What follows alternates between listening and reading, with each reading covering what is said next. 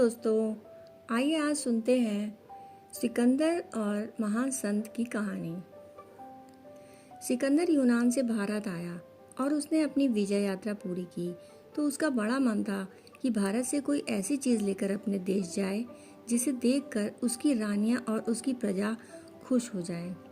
सिकंदर ने सोचा कि मैं भारत से किसी साधु को अपने देश ले चलता हूँ, क्योंकि यहाँ के साधु बहुत अनूठे हैं। जंगल में उसकी नज़र एक साधु पर पड़ी। वह एक चट्टान पर लेटा हुआ था। सिकंदर उस साधु के पास पहुंचा तो कुछ लोगों ने साधु को सूचना दी कि विश्व विजेता और दुनिया का सबसे बड़ा सम्राट सिकंदर महान आया है। सिकंदर के साथ आए लोगों को लग रहा था कि साधु उठकर सम्राट का स्वागत करेगा और पूछेगा कि मैं क्या सेवा कर सकता हूँ, लेकिन साधु तो वहाँ पड़ा रहा और पड़े पड़े बोला, दुनिया जीतकर क्या कर लोगे? इस खून खराबे में कुछ नहीं रखा है।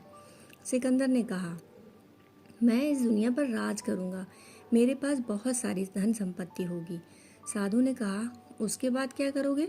सिकंदर बोला, उसके बाद मैं आराम से रहूंगा।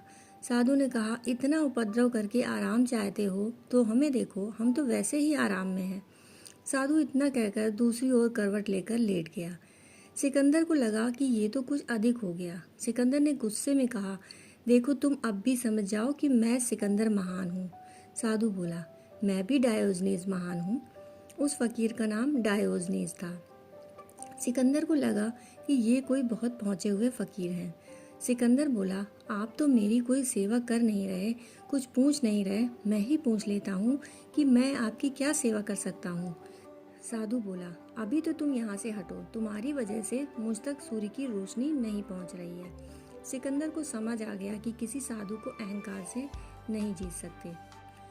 तो दोस्तों, इस कहानी से हमें यही सीख मिलती है, जब किसी के जीवन में साधुता आती है, यानी जब किसी व्यक्ति का स्वभाव साधु की तरह हो जाता है, तो वह हर हाल में चिंता मुक्त रहता है और प्रसन्न रहता है। दोस्तों, कहानी सुनने के लिए आपका बहुत बहुत आभार।